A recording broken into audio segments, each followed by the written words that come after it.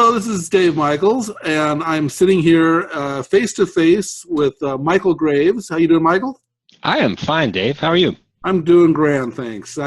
Michael is the author and the mind behind the blog of Graves on Soho Technology. You can visit that at graves.org, or excuse me, mgraves.org. And today, Michael and I are going to talk about the new announcement, the Logitech BRIO camera. Not a weird set of acronyms and numbers for or letters and numbers, but the BRIO. The BRIO camera seems to be the first camera from Logitech in a number of categories. So, Michael, why don't you go ahead and start off? What, of all the features that they announced, which I'm not going to list, what was the one that jumped out at you? The one that jumped out at me. Well, actually, there's two. One is it has a real 4K sensor, so it's a proper, and I'm not going to conflate these terms. Some people will and do, but it's a 4K camera. It's not technically an Ultra HD camera. Ultra HD is something slightly lesser, but a lot of people will call it a UHD camera, or it's probably a 4K camera. And also, it's USB 3 connected. It's their first USB 3 connected product, which I think. So both of those are first, and the thing that a little bit of trivia that I don't think a lot of people realize is that even the HD 1080 webcams that were USB 2 really weren't 1080. Because they had to be compressed to get down that USB 2 connection. So, well, I would argue with you there. You're right. They had to use compression to get down the USB 2 wire, but there's compression in everything. So the resolution was still there, but there was a subtle image quality degradation. And if you're using HD64, there was some latency involved. But I've done webcasts in 1080p with Logitech webcams, and they look fine. Now, where this one is different, okay, so is no compression. If you're going to be a stickler like that, Mr. Graves, why does USB 3 excite you then? Well, I got you. No, USB 3, honestly, it's not all that exciting, except that it's newer and faster, and a bigger pipe gives you the opportunity to do some things in perhaps in a more uncompromising way. For example, you can do 4K. Now, without getting into the nitty-gritty of it, it's got to do what's called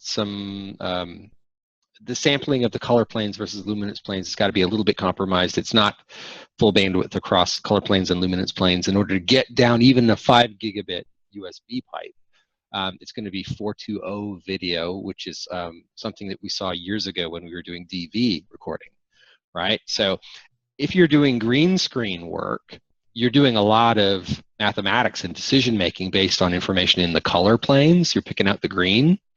And so having higher bandwidth or more detail in the colors is good for you. Well, what you can do with a 4K camera, particularly if you're not compressing it to get it connected to a computer, is you can make better quality 1080p video by downsampling that 4K and using the fact that it's got now more color data available to it. Now you're hitting on something that I think is really important, because one of the questions that I get back is because we're hearing 4K, we're seeing 4K TVs, and we're hearing more and more about 4K cameras. Although I think this is the first 4K webcam, but we're hearing more about 4K cameras.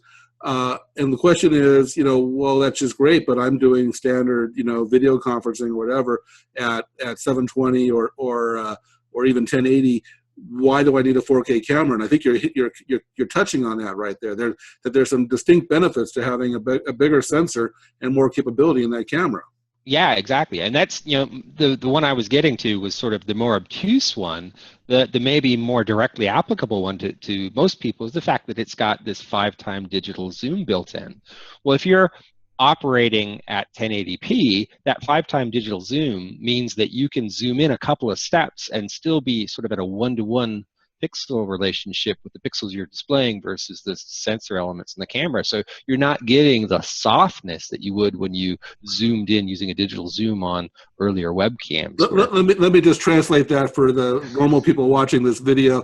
That what Michael's describing is a smoother video because there's more resolution, so every step is more well and smoother. Yeah, if the sensor is this big, but you're only using this part of it because you're only operating in 1080, and the sensor is a 4K sensor, you can zoom in on it, and you're not going soft. Very Right? good. That's what we're getting. And even more so, if you're operating in 720p, which is where things like Hangouts exist, because that just increases the factor that you can zoom in before you start to actually, blow up the picture beyond. So we're going to come back to these topics, but I want to introduce the camera, the webcam from Logitech. We've already touched on the 4K sensor. We've already touched on the USB 3. I think both of those are first for any webcam, and so Logitech is pushing the edge there. We've already touched on the 5x digital zoom. The one thing that we haven't touched on, which is actually the feature that jumped out at me, if anyone was kind enough to ask me what jumped out, the feature that jumped out at me was actually the camera, and I think it's, again, another first, has got HDR. And oh my gosh, I can't remember what HDR stands for. But I know I paid a lot of money for it on my last TV. What does HDR stand for, Miley? You know this stuff. HDR is a high dynamic range. That's it. What that really means is that the camera is going to be better adept at dealing with very high contrast scenes like you see me sitting in right now, and it's nighttime. My office is quite dark. You got bright lights behind me. I got a front light here, which is a lovely, by the way, video conferencing light.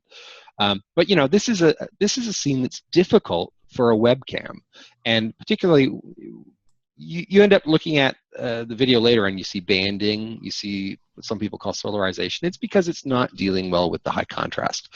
HDR means it can go a lot further before the whites turn into an indiscernible smudge, or the blacks turn into an indiscernible smudge. Yeah. And so if I turn this light here, my current webcam, it just turns into a mess. Yeah, we did clarify. Neither one of us have the BRIO yet. It was just announced. We haven't got our hands on it yet.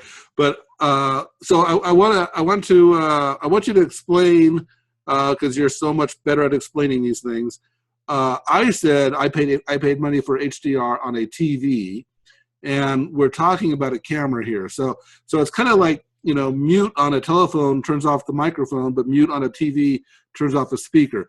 Can you help me understand, or help the viewers understand? Because of course I thoroughly understand this stuff, and I'm just asking because I understand. But can you help our viewers, not me, understand the HDR from a monitor perspective versus a camera perspective? Sure, and it's easy to track back to from the monitor world. Particularly Apple users have faced this for a long time, where you go into the settings for your display and they would have thousands of colors or millions of colors, and later on there was a setting, if you had a really nice monitor, for billions of colors. And what you're talking about is, on technical terms, it's called the gamut. It's the number of colors, and it also relates to brightness, which means the amount of dynamic range that the monitor can display. And as you go up to billions of colors, you have a very high dynamic range and a wide color gamut, which makes the images look spectacular. The same thing is true at the image pickup end. Is you're looking at a scene with a sensor, and if the scene is very bright, like the light over my shoulder here, at some point the sensor just says that is a white smudge, and I discern no detail in it. It is a white smudge. But a high dynamic range capable sensor could actually show you something about the contours on the edge of that lamp before it turns into a smudge. Right, and so you went right to the meat there. What I wanted to clarify is, you see this better or easier with still pictures, but most cameras have this setting where you could adjust the exposure, and that's designed for situations where you have a bright situation, or the subject's in front of a bright screen or something like that, and so you adjust the exposure, which will make the subject more visible, but maybe the window behind even brighter, and then you adjust it down, and then the window becomes darker, and right. It's hard to get the whole picture right. And what HDR and a camera will do is actually micromanage that throughout the whole picture and adjust the exposure differently on parts of the frame than other parts of the frame. Well, and there are two kind of schools of thought about it. If you look at the way smartphones do it by taking a couple of shots in quick succession, and then basically doing some calculation to combine those shots into one image, is taking the best darks from one exposure setting and the best lights from another exposure setting. Incidentally, my lovely Canon 70D DSLR does about the same thing in the way it handles high contrast scenes. How much did that thing cost? About $1,500. Yeah. Okay. So we haven't even got to the price yet. So let me just keep on going through this feature. We haven't listed all the features yet, which is what makes this so interesting. So I left off on HDR. I didn't even mention IR yet, and I'll talk about that in just a minute. Another feature which is really interesting is adjustable field of view, which we haven't seen and in a webcam before. And then the last feature I'll point out is the fact that it is a webcam, and Logitech announced the list price is not. I think officially the list price is less than $200, which of course translates to $199.99. But nonetheless, an incredible value for all these things in the camera. Michael, do you think that the Logitech built this thing from scratch? Oh, that's a tough question. I'm not entirely certain. I think probably relative to some of their more recent product launches, yes, it's a brand new product. But you know, is it completely from scratch? Well, I don't know. But you know, if you can look back into last fall when they launched the C922, and that was a C920 with a bit of new firmware, and so that's just, you know, that's not really a new product, although it got to be called a new product, and that didn't quite work for me. But this is, I think, more of a new product, a genuinely new product. All right. It doesn't really matter because it's nice when vendors evolve their solutions as well. But let's go back and talk about some of these things. I mentioned IR. The IR, I'm not sure how valuable the IR feature really is for a lot of general purpose, but I know of one killer app that has it, and Logitech says that Microsoft has embraced it. I know that some people with laptops are able to unlock their Windows 10 laptops by looking at the camera. And it's not just visual recognition. It's actually got an IR sensor, and it's built into the laptop, and so it's all designed that way. It's a problem for desktop users because you need to have a webcam that can take the picture for facial recognition, and you need to have the IR for 3D imaging. The two work together. And so because Logitech has both of these in the camera, Microsoft has gone ahead and announced that they have a update for Windows 10 that will allow you to use the BRIO for Windows Hello. So it really could mean, you know, it's one step closer to no more passwords.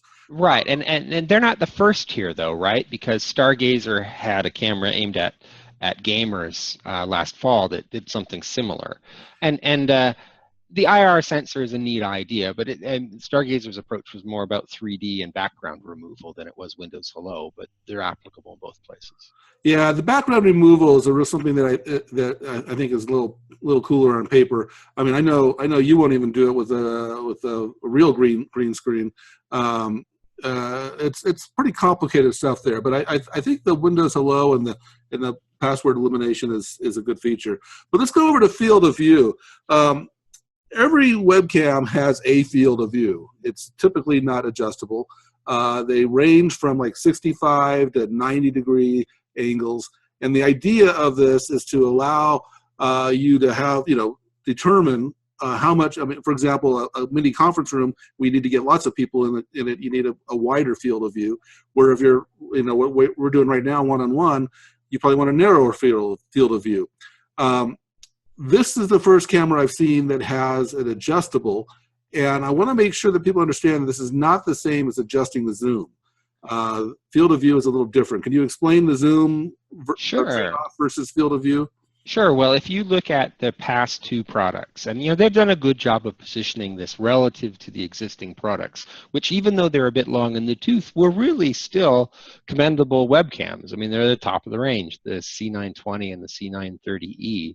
If you look, the C930E, you had Google bundling it with their Chromebox for meetings because it had a very wide 90-degree field of view.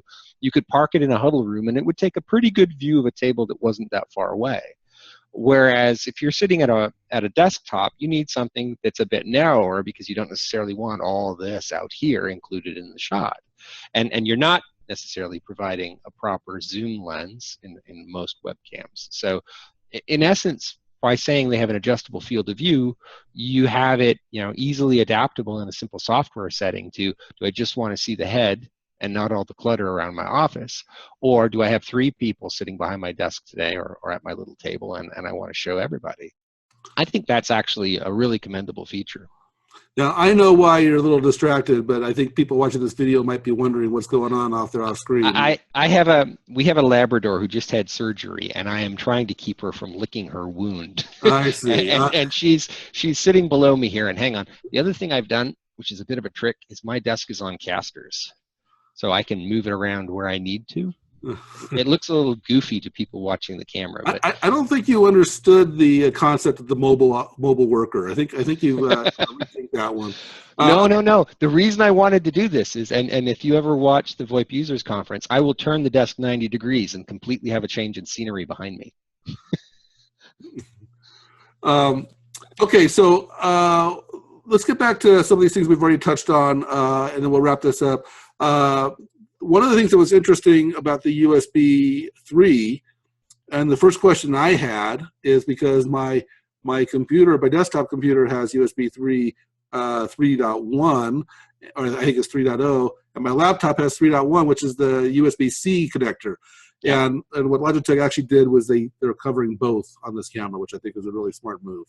Well, you're going to have to buy a cable though, right? Because they're delivering it. If a couple of things. One is the camera's got a removable cable. I think that's the first for Logitech. The cable actually comes away, which is really nice. Because on the back of the camera, it's got a USB-C type connector. And what they're providing you with is a cable that goes from USB-C to USB 3 type A. So it'll plug into your standard desktop, fine, or a USB 2 port, fine. But if you've got one of those fancy MacBook Pros, the new ones that are USB... I have a Lenovo, and it has USB-C. USB-C, you're going to need to go and get yourself either an adapter or a USB-C to USB-C cable. See, now I thought I heard it's coming with the adapter, and so you might be right. I don't know without the camera, and so we'll have to settle that one later. Let's see what else we got here. We've covered the Zoom. We've covered HDR. I think their fancy name for HDR, by the way, is Right Light 3. And it should be a pretty good feature. What do you think people will use this camera for?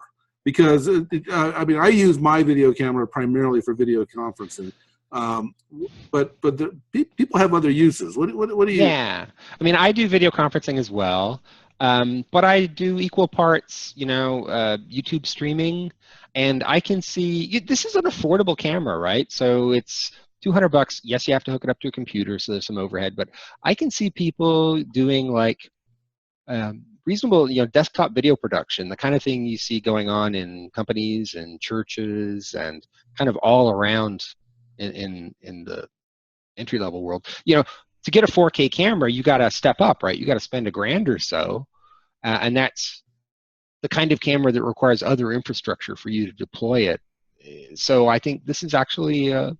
I think it opens some doors for people who are doing like affordable desktop production in the higher end of that affordable production. Yeah, the 4K, and we talked about this earlier, the 4K sensor actually unlocks a lot of features even at lower resolutions. We already talked about that. One thing that a lot of people don't realize is that 4K at a slower frame rate is actually about the same amount of bandwidth as a traditional HD at a normal frame rate. And that can come in real handy if I'm trying to show something that's not moving. Maybe I'm showing you, some artwork or whatever, that 4K can actually work very well in existing bandwidth. I know that Video has announced that their Video I/O service has 4K support. I know that the new Cisco Spark board has a 4K camera in it. I actually can't think right now if they have a 4K support on that yet, but obviously it must be coming if they got the camera. Here's the trick, though. Here's the trick about 4K, and a couple of people have noted this to me on Twitter, and that this camera, unlike its immediate predecessors, if you look back at the 920, the 930, and some of the conference cams, they had a built-in compression engine, so they could give you H.264, and that was it was really impressive. I actually did a Skype call in in 720p HD on a netbook using one of these cameras, and a little netbook could do it some years ago. This is the opposite. This camera doesn't have a compression engine on board, so it's going to give a very high quality stream at big bandwidth to the host computer, and you're going to need some considerable CPU to munch that into the video that you then deliver to whatever your service is. Excellent. Okay, and there's one other feature I see in my notes that we didn't talk about yet, and you're the kind of person that would actually bring this up. Dual mount. This thing. One of my frustrations, actually, I not the camera I'm using right now, but I have another camera actually on a tripod, and it's literally taped onto it because it's a webcam that is not designed for a tripod mount. So the BRIO actually has a traditional, I don't know, what do you call these, pliable things that you put on top of your monitor and holds the camera. Yeah, it's got sort of a little flexible thing. It's kind of smart. They've gone two directions with it. The actual mount is it's actually malleable. It's not just like a hinge. Malleable, that's the word. Yeah. Yeah, it's not just a thing. But because you've got HDTVs now that are thick and then they're very thin, and you got monitors, and you got all-in-one computers now. So the profile of the thing that it's sitting on is quite variable. So it's easily adaptable to that. But then you can remove that thing entirely, and you're left with a threaded inset that goes onto a standard tripod. I think getting rid of that for somebody who's, for example, I saw somebody do a music video where they had webcams mounted in around the drums, and they did that by having these little arms that come off, the cymbal stands and things that were part of the drum hardware, and they put the webcam on that. Well, this is sort of a more direct way of mounting it that's going to be more robust than the little hingy thing sitting on top of the mounting stud and the camera flipping around a bit. I think it's a pretty good move. I think you'll see, for people doing like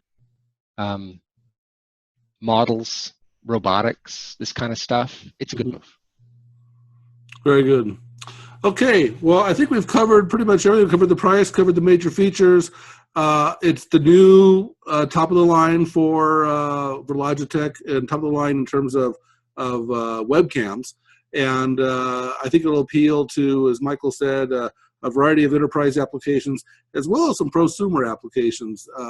People like Michael, who has just about every high-tech thing there in his office. And a $1,500 camera, I might add, a $1,500 SLR camera. So, any final thoughts, Michael? Are you going to buy one of these things right away? Have you already ordered one? I haven't ordered one, but rumor has it one is winding its way to me. So that's even better. All right. Okay. Well, very good. Okay. Well, thank you, Michael, and I appreciate your time. Thanks, Dave.